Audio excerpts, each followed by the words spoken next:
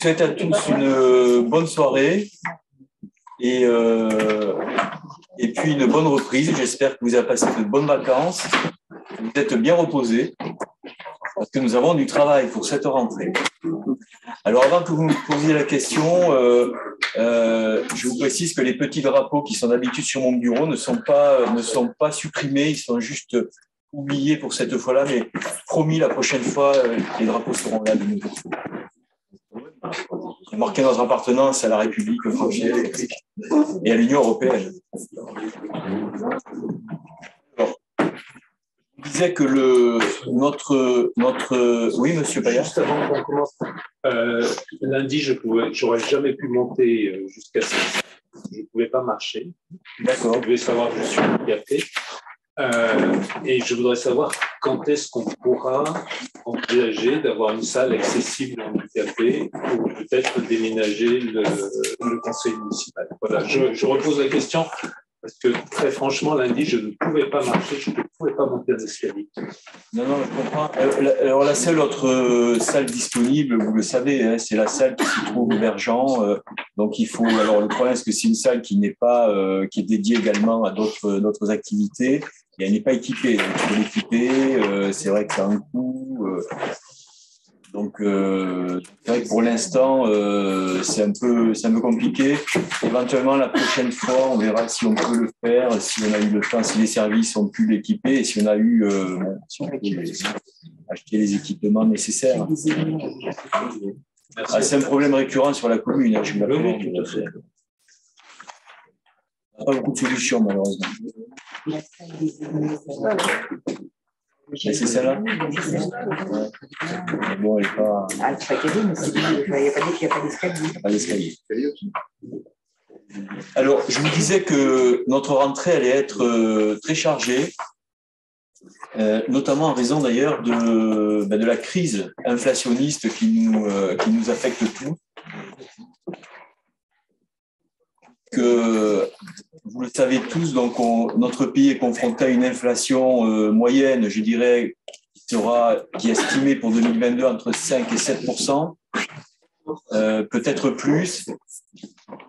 Et si on se focalise sur certains produits ou services, c'est encore pire. C'est-à-dire qu'on est confronté à une inflation très forte des prix de l'énergie, l'électricité, les carburants, le gaz, qui va très certainement s'aggraver du fait de la situation internationale. Nous avons alors cette hausse de l'énergie impacte directement notre budget. À titre d'exemple, si on prend uniquement si on compare la consommation du gaz et de l'électricité de janvier à septembre 2022 sur la commune, on est à 286 000 € à peu près, contre environ 200 000 € sur la même période de l'an dernier. Donc, ce qui fait, vous voyez, une augmentation considérable de plus de 40%. Nous avons également nous sommes confrontés également à une augmentation très forte du prix des matériaux. Alors ça nous impacte très directement via les chantiers en cours, notamment la construction du nouveau gymnase. Nous sommes confrontés à des demandes d'indemnisation de la part des entreprises au titre de la théorie de l'imprévision. Vous savez, c'est cette théorie au nom de laquelle, lorsqu'un marché public, même s'il est conclu à prix ferme, ce qui est notre cas, ce qui est très protecteur pour la commune d'ailleurs, mais lorsque les entrepreneurs sont confrontés à un événement indépendant de leur volonté qui bouleverse l'économie générale du marché, alors ça ouvre droit à une indemnisation de ces surcoûts par la collectivité publique. Alors nous sommes en train de discuter avec eux, bien sûr, pour à la fois faire en sorte que le chantier ne soit pas bloqué, parce que nous avons quand même des impératifs pour livrer cet équipement, qui est un équipement important pour la commune. Mais en même temps pour protéger au mieux les intérêts financiers de la commune, parce que nous n'avons pas vocation non plus à tout compenser. Donc, c'est une négociation qui est assez difficile, mais je souhaitais vous en faire part, parce que forcément, il y aura là aussi peut-être un surcoût. Nous avons également notre budget subit également la revalorisation du point d'indice de la fonction publique et un certain nombre de revalorisations catégorielles, notamment sur les agents de catégorie B et C.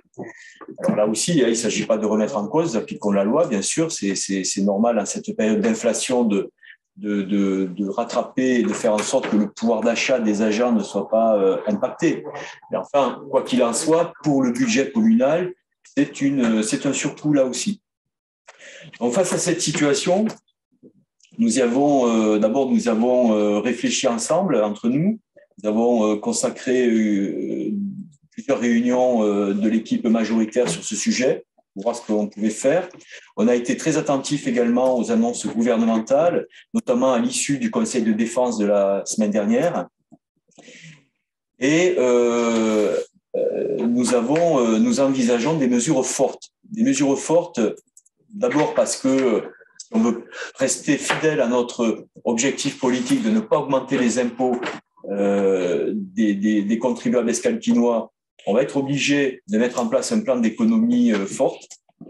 Et puis, je dirais aussi, c'est nécessaire parce que, en tant que commune, nous avons un devoir d'exemplarité en matière de sobriété, notamment sur le plan énergétique.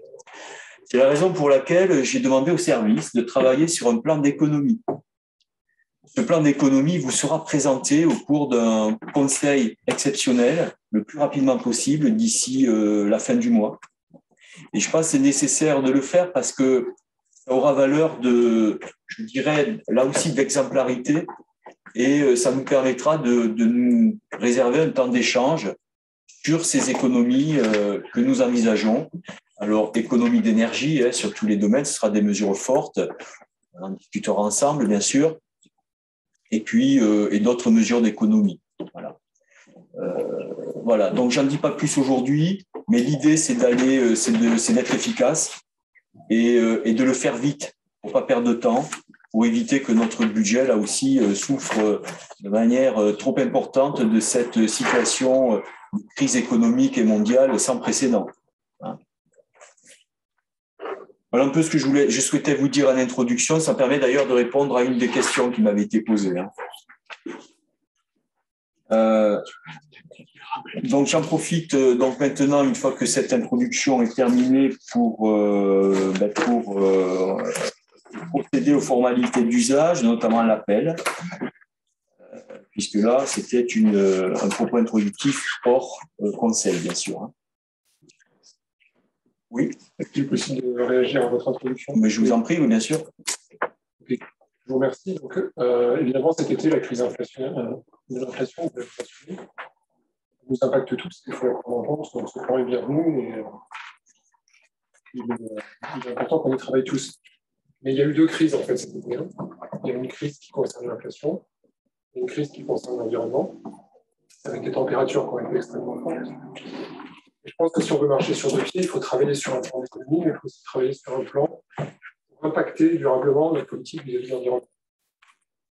On voudrait savoir si vous y mettez la même énergie, si vous avez, dans les mois qui viennent aussi, un plan pour travailler là-dessus. Alors, je dirais que, bien sûr, alors après, ce que vous dites est très juste. Alors après, on ne se situe pas forcément sur le même temps. Là, il s'agit de mesures d'urgence qu'on doit prendre rapidement, les mesures d'économie, qui rejoignent d'ailleurs en partie la préoccupation écologique. Parce que si on économise l'électricité, le gaz et le carburant, eh bien, ce qui est bon pour le budget, c'est bon aussi pour la planète. Donc ça, ce sont les mesures d'urgence.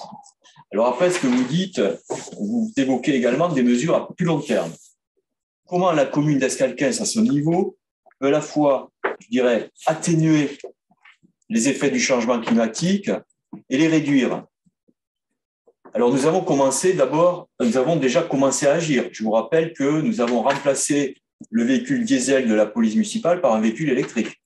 Et le véhicule électrique, en France, qui est un pays qui produit de l'électricité de manière décarbonée, notamment grâce à l'énergie nucléaire et à l'énergie hydraulique, notamment, qui sont les principaux contributeurs à l'énergie électrique, eh bien, nous contribuons de cette manière à réduire les émissions de carbone.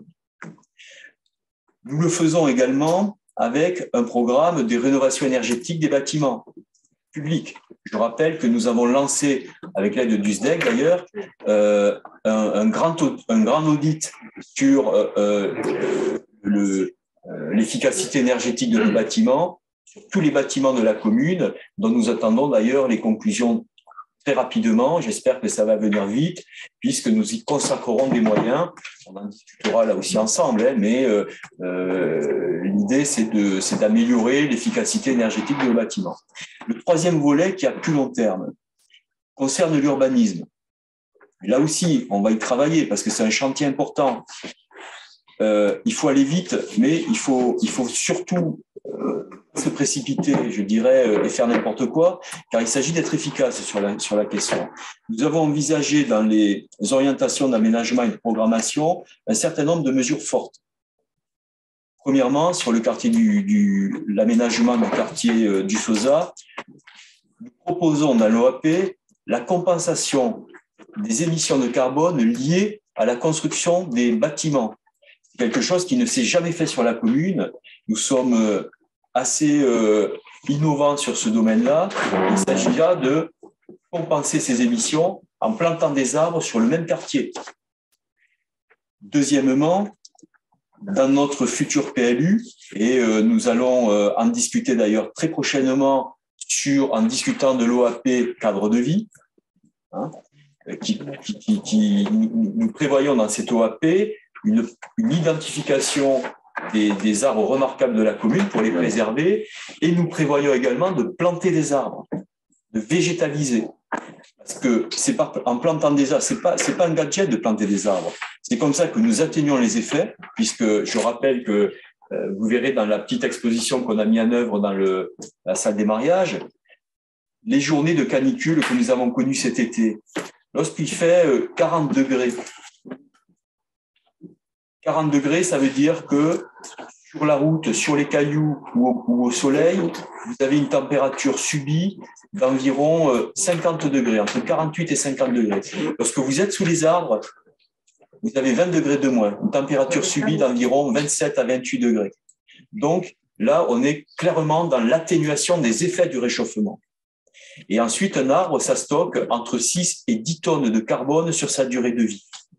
Donc vous voyez bien que lorsque vous êtes sur une plantation, ne serait-ce que de 1000 arbres, eh bien vous stockez entre 6 000 et 10 000 tonnes de carbone. C'est énorme. Donc, il faut planter des arbres. C'est la politique que nous poursuivons. Mais évidemment, ça va se faire à plus long terme. Donc, voilà un peu pour répondre à votre question, hein, qui est une question vraiment importante, Monsieur Delmas, mais avec des niveaux de réponse qui ne sont pas les mêmes, évidemment, selon l'urgence de la situation, selon le type de mesure, selon celle qui concerne le court terme et l'urgence, et celle qui concerne le long terme. Voilà. Est-ce qu'il y a d'autres réactions ?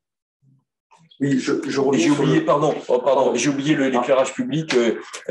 Guy me fait des signes, puisque nous allons remplacer sur notre mandature l'éclairage public, qui est un vieil éclairage public et très consommateur, puisque ce sont des ampoules au sodium, voilà, par du LED qui consomme 20 fois moins. Quoi. Voilà. Pardon, excusez-moi, monsieur là, je vous ai coupé. Oui, donc par rapport au plan d'économie, hein, qui est, comme vous l'avez souligné, un plan d'urgence, je voulais savoir si vous avez évalué le montant financier de l'économie recherchée. Oui. Alors, est-ce que vous pouvez nous la donner ? Alors, honnêtement, je ne veux pas m'étendre plus durant ce conseil parce que ce n'est pas à l'ordre du jour. Et nous aurons encore une fois, nous allons organiser d'ici 2 semaines un conseil extraordinaire consacré à ces questions. Nous pourrons approfondir. Si j'ai demandé un plan d'économie au service, c'est que justement, c'est dans la mesure du possible de pouvoir chiffrer les économies qu'on fait. Je reprends l'exemple de l'éclairage public. L'éclairage public, excusez-moi, je pensais que vous aviez déjà un objectif. Bon, je vois que vous avez dû travailler. Oui, non, mais je veux pas, si vous voulez, je veux pas passer du temps aujourd'hui parce que c'est l'objet du prochain conseil. Mais oui, bien sûr, on y a déjà travaillé, on a déjà chiffré un certain nombre d'économies, on vous fera passer tout ça. Si je prends l'exemple simplement de l'éclairage public, il faut savoir que la commune y consacre à peu près 100 000 € par an.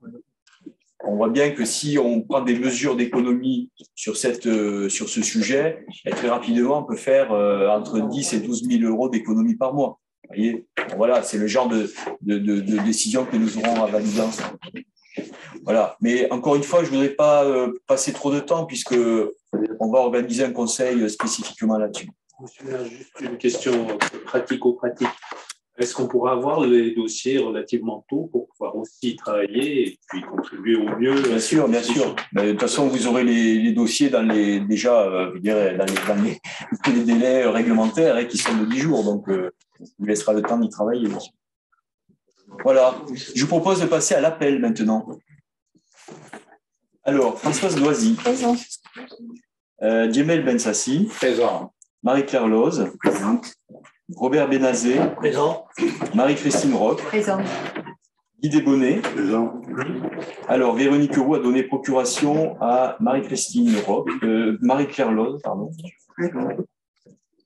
Cynthia Emmerich. Présente. Sébastien Massa a donné procuration à Guy Desbonnets. Lucas Maurice. Présent. Angela Banuta. Présente. Olivier Bensassi. Présent. Christian Correa. Présent. Vincent Didier, pardon, a donné, bien donné procuration, pardon. Carole Ginguet. Michel Gouré. Présent. Corinne Maurici a donné procuration à Lucas. Sylvie Roux a donné procuration à Djemel Bensassi. Chantal Thomasin. Jean Villain a donné procuration à Christian Correa. Denis Paillard. Présent. Dominique Macouk. Présente. Yacine Lala. Présent. Ludivine Cureau, procuration Madame Macouk. Oui. Olivier Delmas. Sandrina Gudbos. Présente. Jean-Michel Garcia. Présent. Et Laurence Large, procuration Sandrina Gudbos.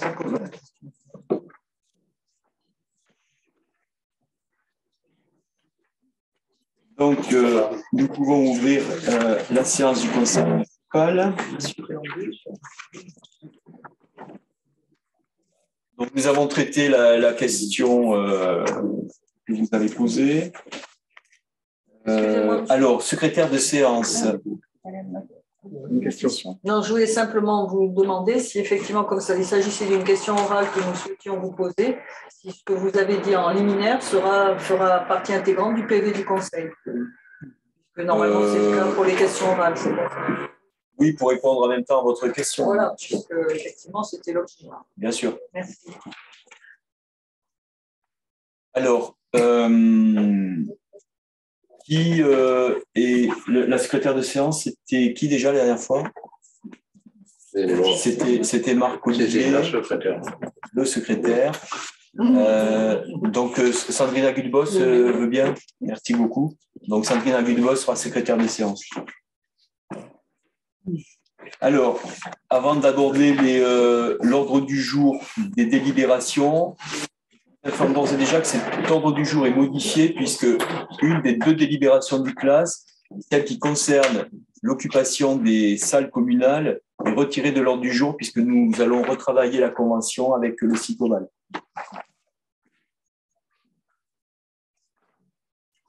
Alors, pour information, vous est communiqué le tableau des décisions prises par le maire d'Escalquens, donc en application de la délibération du 12 février 2021.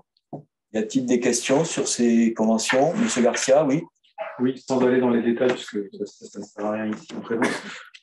Vous avez fait l'investissement pour des nouveaux matériels, d'une nouvelle infrastructure informatique. Sans aller dans les détails, il s'agit de 42 000 € d'investissement de matériel, c'est des nouvelles baies de serveurs ou des choses comme ça, ou c'est du service? Alors, non, c'est du remplacement de matériel, notamment les serveurs. Peut-être que Michael va préciser un petit peu. Oui, ben, c'est les serveurs, donc serveurs physiques qui font tourner l'ensemble de tous les serveurs de la mairie derrière. C'est du matériel et de la prestation de mise en place avec les licences associées. C'était des serveurs qui dataient depuis quand? Ils arrivent à la 10e et la 11e année. Voilà, donc ils sont plus qu'amortis. Ils commençaient à être un peu faiblards. Il a fallu les remplacer. Donc, effectivement, c'est un coût important, de près de 42 000 €. La sécurité de la patrie. Merci. Monsieur le maire, il y a une dépense concernant le contrat de prestation pour la mise en scène d'Escale en scène. Nous avions demandé lors du dernier conseil s'il était possible d'établir un coût consolidé et en fait un budget global de cette opération entre coûts et recettes. Est-ce que vous avez pu avancer là-dessus et quelles sont les échéances dans lesquelles vous pourrez nous fournir ces données? Oui, on a pu avancer. Alors peut-être que ça serait intéressant de l'évoquer à la prochaine commission finance. Peut-être, on vous donnera les détails.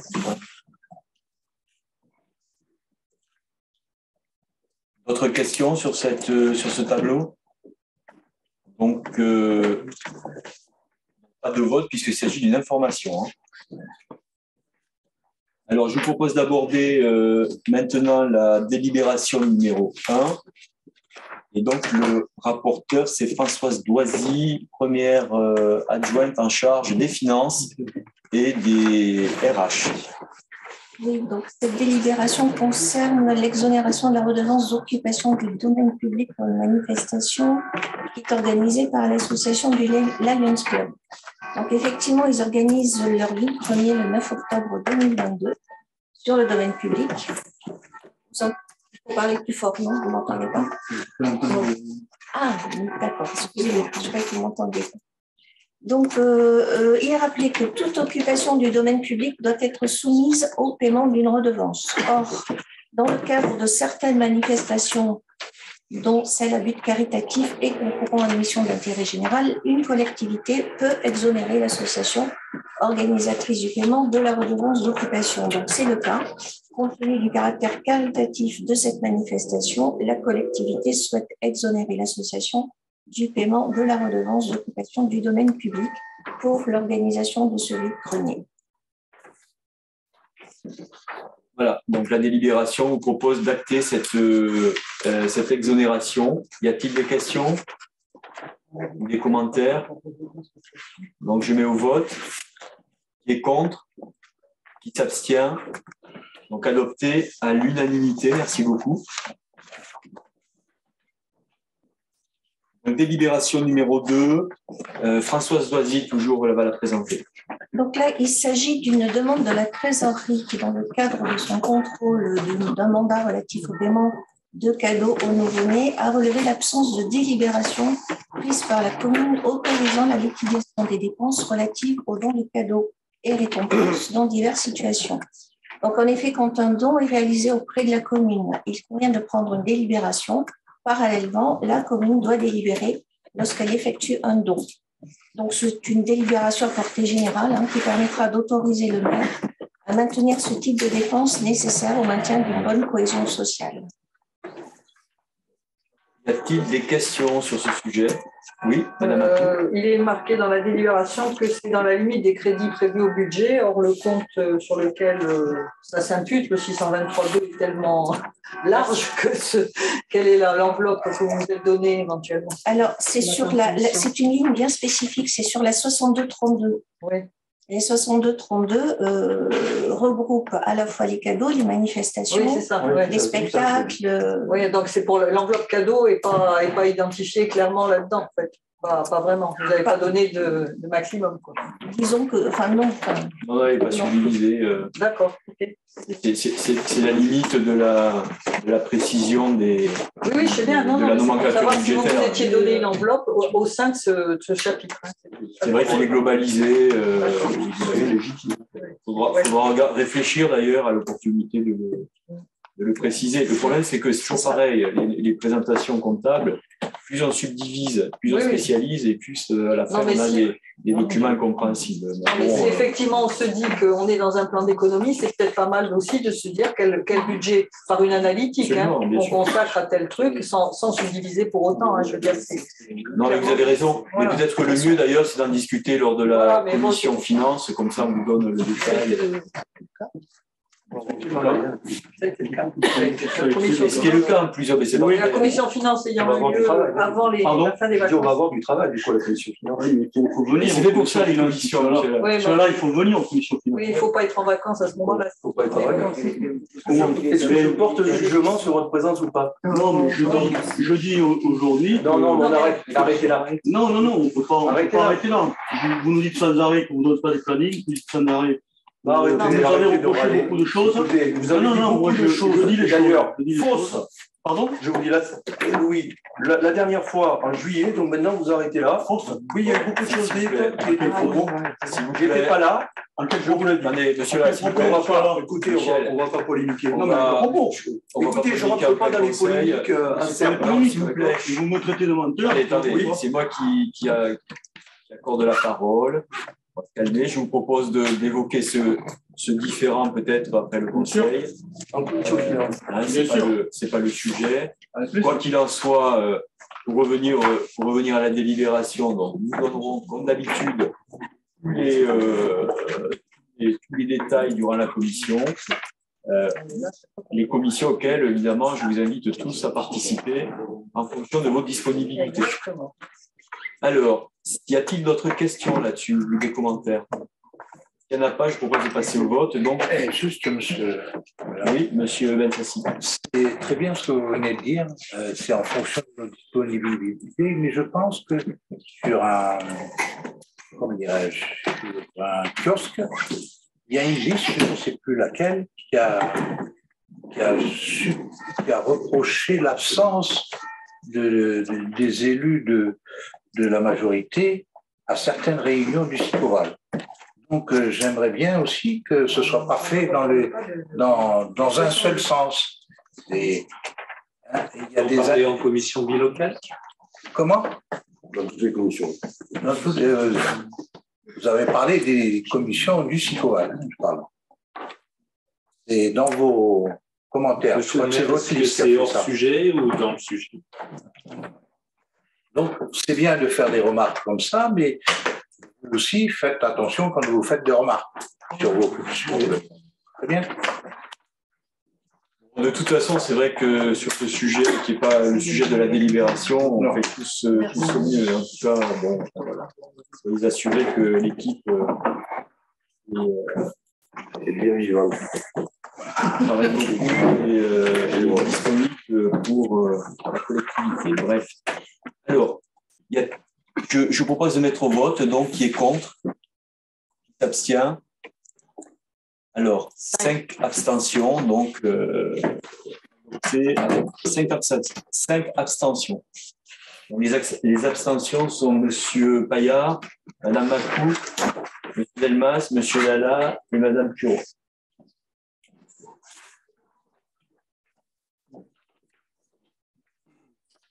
Alors, délibération numéro 3, c'est Marie-Claire Loz, donc adjointe à la vie associative, qui va la présenter. Merci, monsieur le maire.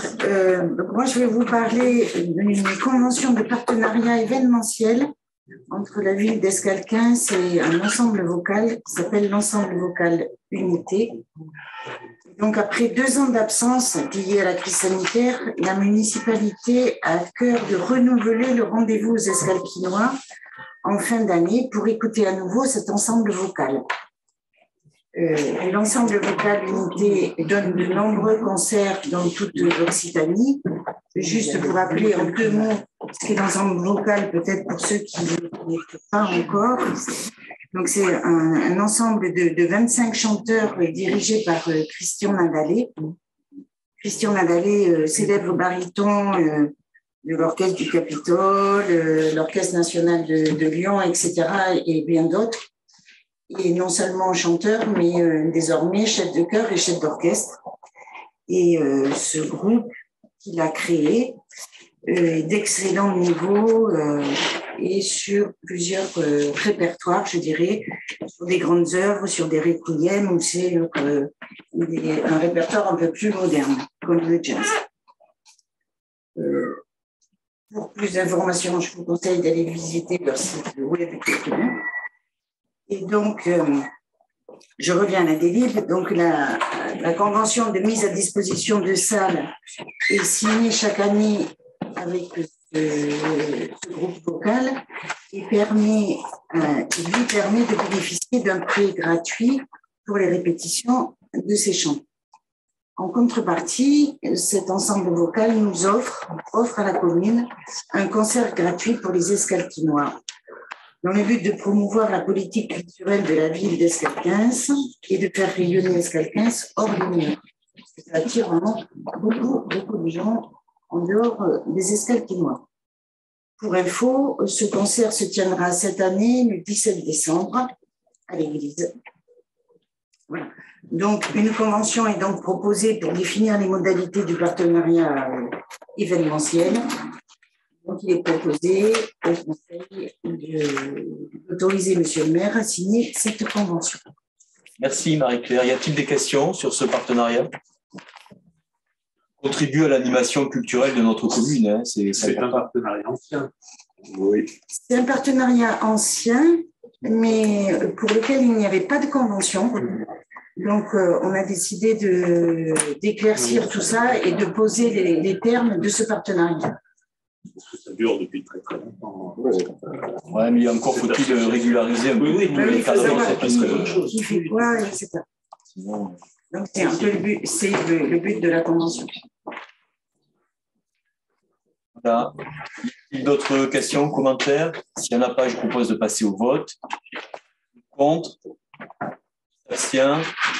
Adopté à l'unanimité. Merci beaucoup. Délibération numéro 4. Marie-Claire Loz, toujours. Ah oui, pardon, il est annulé. Donc, on passe directement à la délibération numéro 5. Du coup, ce n'est pas Marie-Claire Loz, mais c'est Robert Benazé qui va rapporter. Alors, Madame Faïdi est commerçante du marché de Plémont et elle occupe l'emplacement permanent de 10 mètres linéaires pour la vente de fruits et légumes de son exploitation agricole.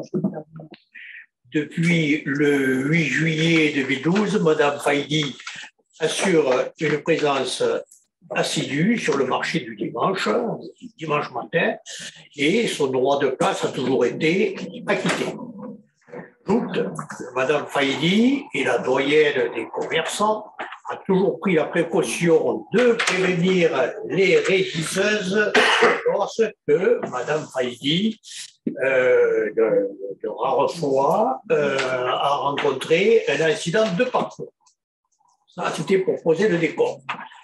Madame Faïdi a été absente pour cause de maladie le premier trimestre 2022, certificat médical à l'appui, et demande une remise gracieuse de 78 € correspondant au droit de place du premier trimestre 2022.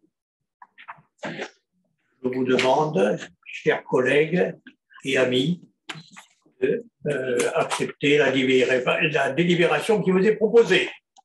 Merci beaucoup, Robert. Est-ce qu'il y a des questions éventuellement à poser?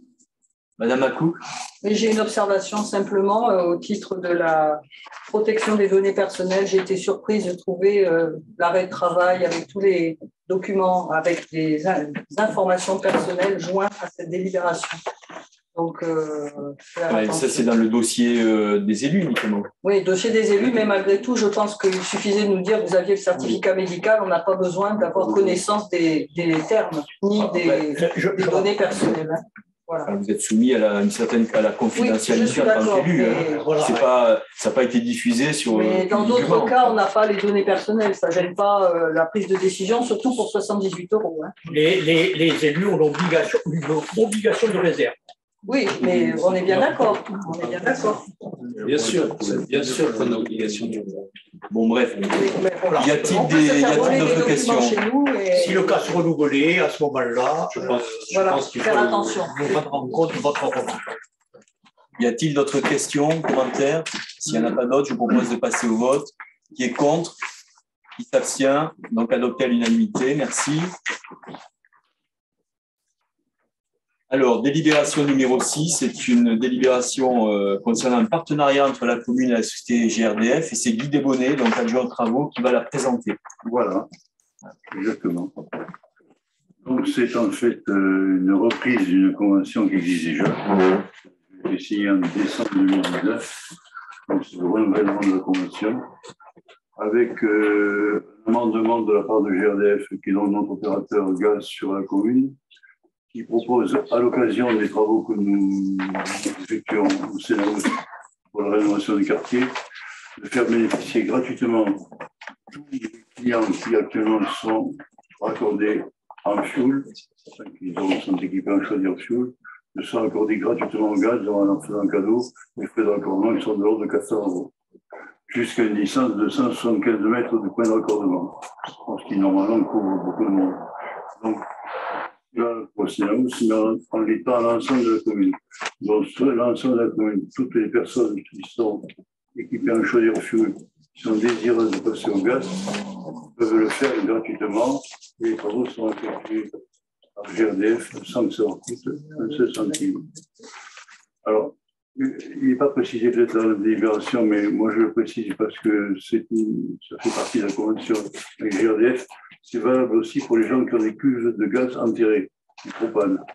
Pas uniquement pour le fioul, mais aussi pour les gens qui ont des chaudières gaz, mais avec des cuves de propane enterrées. Donc, tous ceux qui sont équipés de cette façon-là, beaucoup plus vertueux, bien sûr, non pas pour le propane, parce que je ne pense pas que le propane soit beaucoup plus polluant que le gaz naturel, mais c'est beaucoup plus vertueux, effectivement, pour le fioul, puisqu'il n'y a pas de rejet, il n'y a pas de particules fines, il n'y a pas de rejet polluant, de soufre et compagnie.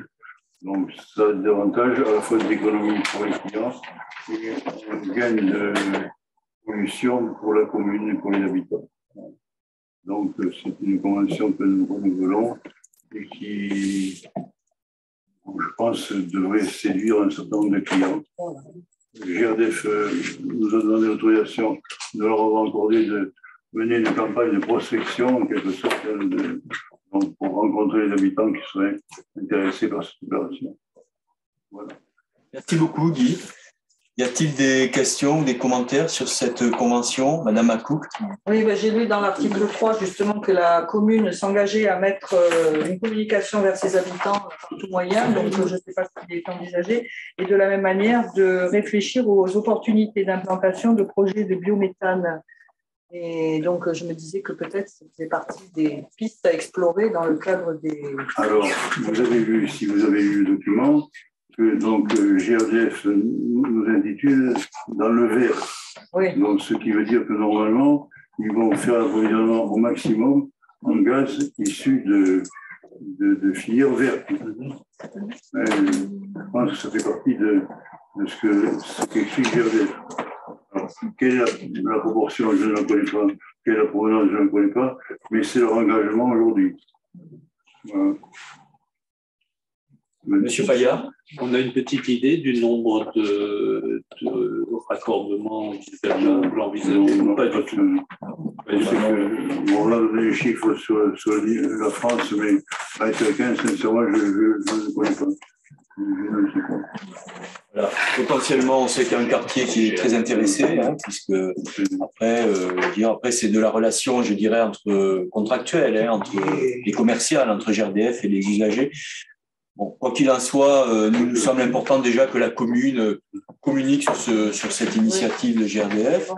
Elle va dans le bon sens de ce que je disais, de la réduction des émissions de gaz à effet de serre, et puis de réduction aussi de la charge financière énergétique sur les ménages. Donc, pour nous, ça va dans le bon sens. Après, on laisse GRDF prospecter, si je puis dire.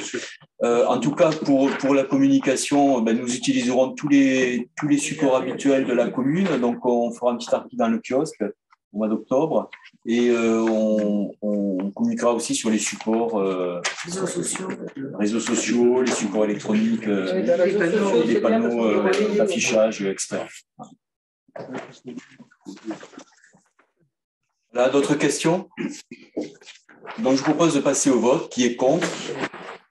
Abstient. Donc, adopté à l'unanimité. Merci. Délibération numéro 7 concerne la voirie, donc Guy Desbonnets, toujours rapporteur. Voilà, donc c'est une opération qui concerne aussi le quartier de Sénaus. Donc ce quartier est en complète rénovation. Donc on va en fait refaire tous les réseaux enterrés. On va profiter de l'opération pour refaire l'adduction d'eau potable des réseaux de pluvial, des réseaux d'eau usée. Et en même temps, donc, on va enterrer tout ce qui concerne l'énergie basse tension, donc l'électricité, et aussi tout ce qui est communication électronique. Donc, en l'occurrence, la fibre. Donc, cette opération-là particulière concerne une convention avec Orange qui vise à installer à Orange un de ses prestataires.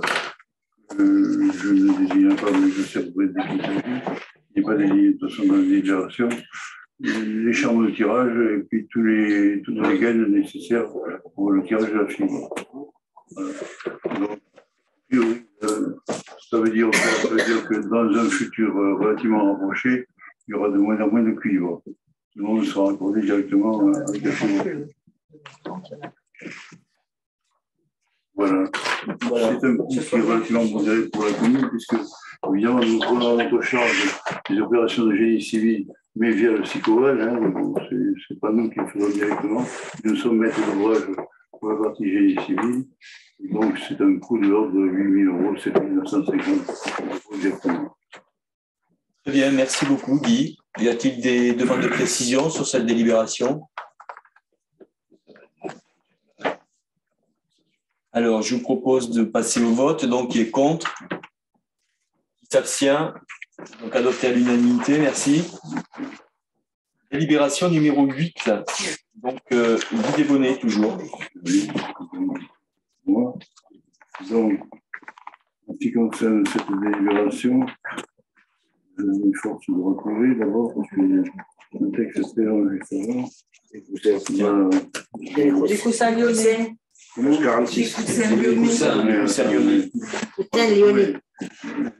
connaissais les coussins lyonnais. Ralentissement.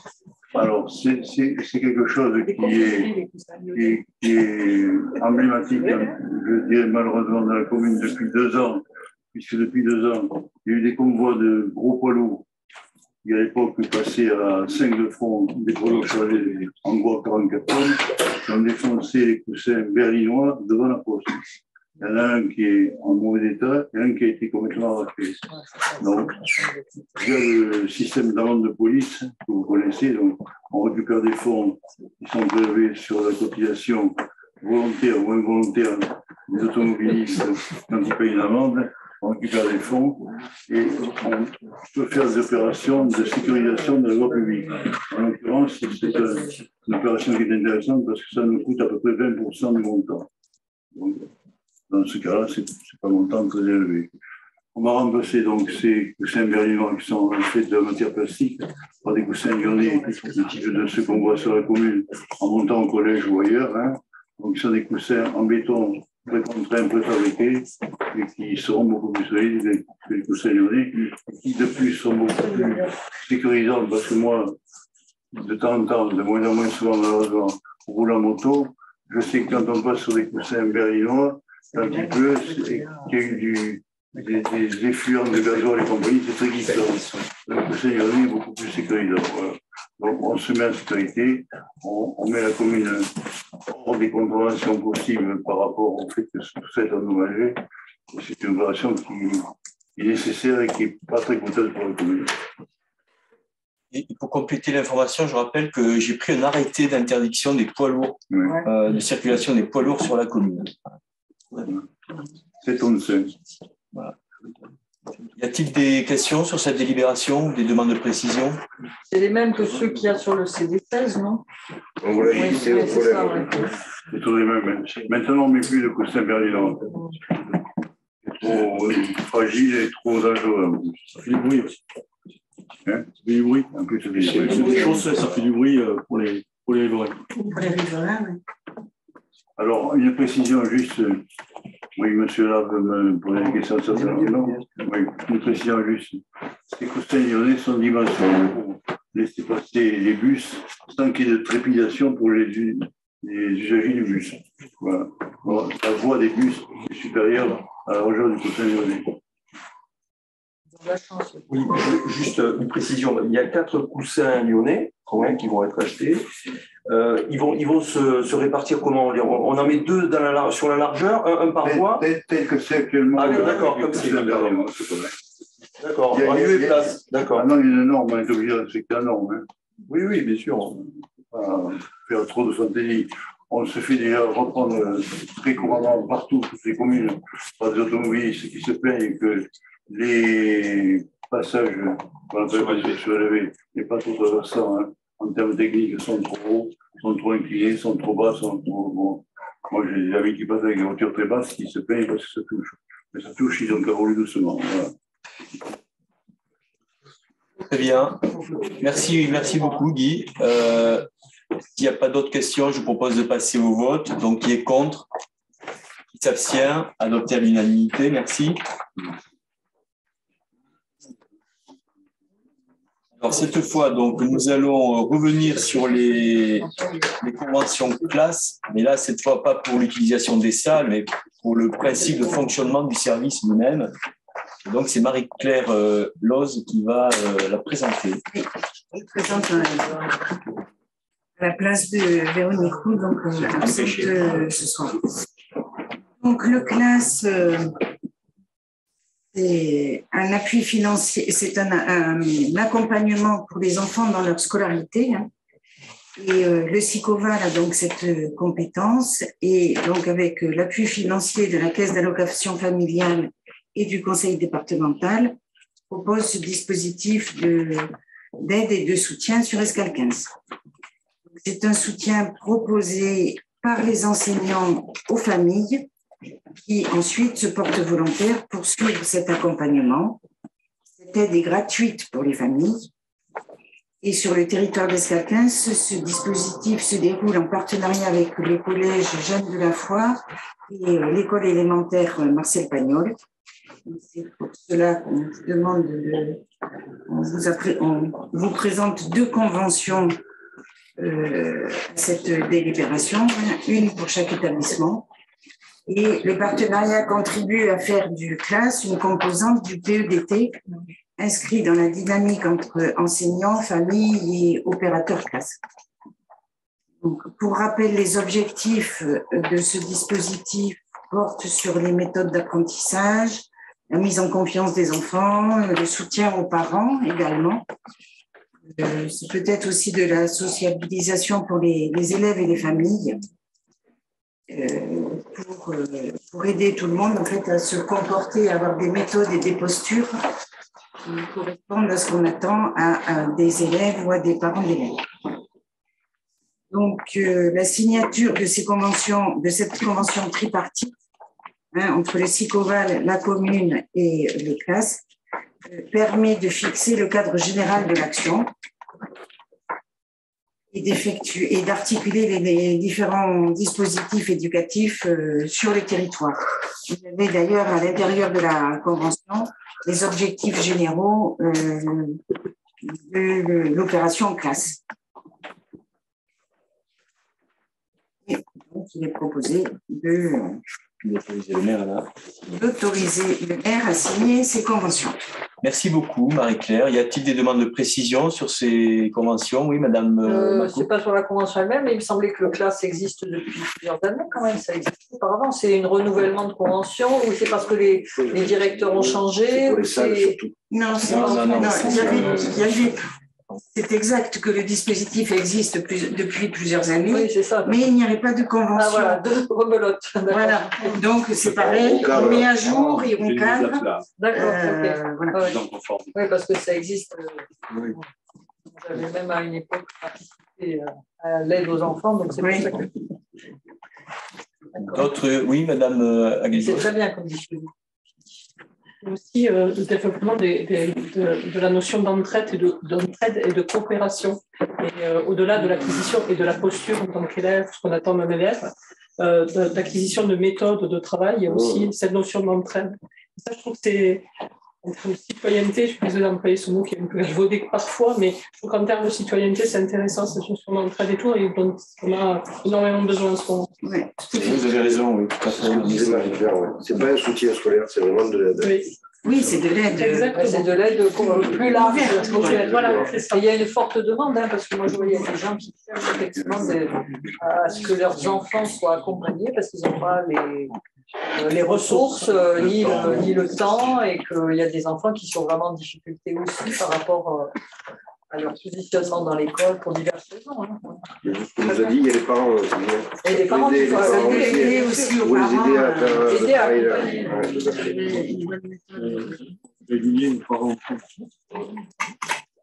Plus une manière de résoudre les inégalités de conditions.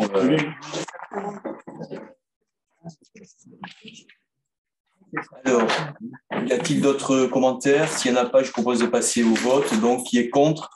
Qui s'abstient? Adopté à l'unanimité. Merci. Et nous arrivons au terme de ce conseil municipal. Oui, je voudrais dire deux informations. Ouais, je vais mettre fin au conseil et ouvrir la séance des questions ouvertes. On va commencer par les commentaires à l'intervention de Guy Bonnet. Voilà. Alors, je voudrais vous préciser que demain matin, j'ai une réunion avec le conseil départemental chez Emmaüs, parce que vous êtes au courant de la... Oui, tout à fait, je n'avais pas posé la question d'ailleurs. Donc, vous voyez, j'anticipe. Donc, nous aurons une réunion demain matin avec le conseil départemental. Effectivement, Emmaüs se plaint d'une baisse de fréquentation du site du fait des travaux qui ont été réalisés pour l'enjambement de la voie ferrée. Bon, des travaux nécessaires, ça c'est pas mis en cause. On va essayer de trouver ensemble une solution pour, par la signalétique, par un certain nombre de moyens, d'améliorer leur taux de fréquentation. Voilà, donc ça c'est partie des choses que je ferai demain matin. D'autre part, et toujours dans le cadre de la voirie, j'ai reçu aujourd'hui un message de M. Abdelkader Benjeba, qui est le responsable des routes pour le secteur qui me concerne. Il me confirme qu'un projet qui devait être mis en application cette année le sera l'an prochain, la RD 94, qui est donc la ville de Bordeaux. On a un peu différé parce que vous avez dû remarquer que les côtés sont affaissés. Alors, on avait pendant un moment mis en cause un peu la commune. En réalité, donc, ils ont fait une enquête, ils ont fait passer les caméras, ils ont fait beaucoup d'investigations. Ils se sont rendus compte que ce n'était pas notre fait. Et donc, ils prennent en charge la totalité de la réfection de la voie l'année prochaine, en 2023. Alors, ce que je dis, ce n'est pas complet maintenant.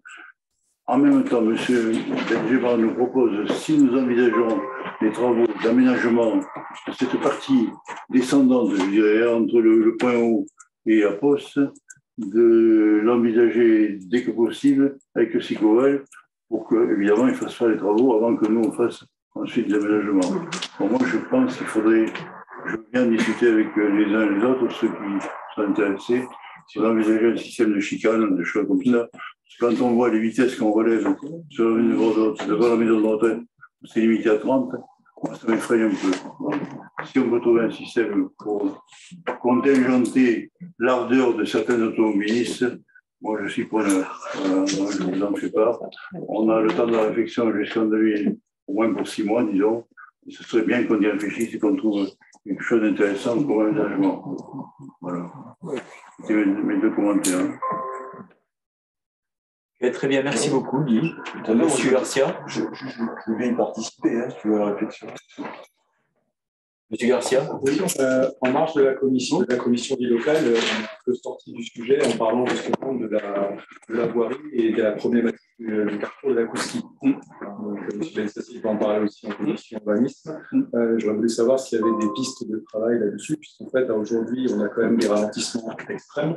C'est devenu un point de blocage. Je pense que les commerçants au niveau de la Cousky ne doivent pas être satisfaits. Il va y avoir de moins en moins de passages, je pense. Et je veux savoir si par rapport, on a deux problématiques. On a la problématique des ralentissements qui sont énormes et la problématique de la route qui est très abîmée au centre de la Cousky. qui ne sont pas de la responsabilité de la mairie, on est d'accord, mais je veux savoir si vous avez des informations là-dessus.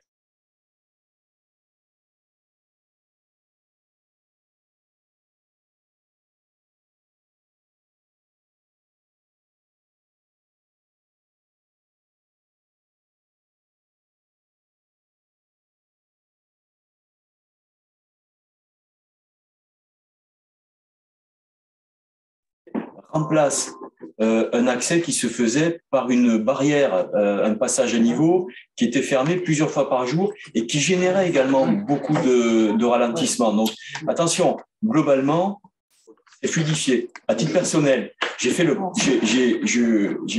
chronométré le retard en partant en étant ralenti depuis le rond-point de Décathlon jusqu'à la coquille, j'ai chronométré 5 minutes de ralentissement. Donc voilà, je dis ça pour remettre un peu les choses en perspective. Ça n'enlève rien au fait qu'il y a un trafic intense sur cet axe et qu'effectivement, il y a des ralentissements. Bon, alors, Guy va compléter ma réponse. Simplement, donc, il y a plusieurs choses qui sont envisagées. D'abord, à terme, je vous rappelle qu'il va y avoir la prolongation de la RD 916 qui permettra de contourner Escale 15, donc de s'alléger sur cet axe-là de tout le trafic de transit. Et ensuite, il y a la réflexion du rond-point et l'aménagement de l'avenue de la Gare. Et je passe la parole à Guy. Alors, ensuite, si vous voulez, bon, aujourd'hui, effectivement, on constate l'accroissement du ralentissement, ce qui est logique. Vous avez tous remarqué que la gare est fermée pour travaux. Effectivement, on fait des travaux importants de voirie, puis d'enfouissement des réseaux là aussi sur l'avenue de la Gare. Je rappelle aussi qu'au moment où on a annoncé que la gare va devenir, à terme, avec le projet du département du Rêve, ce sera un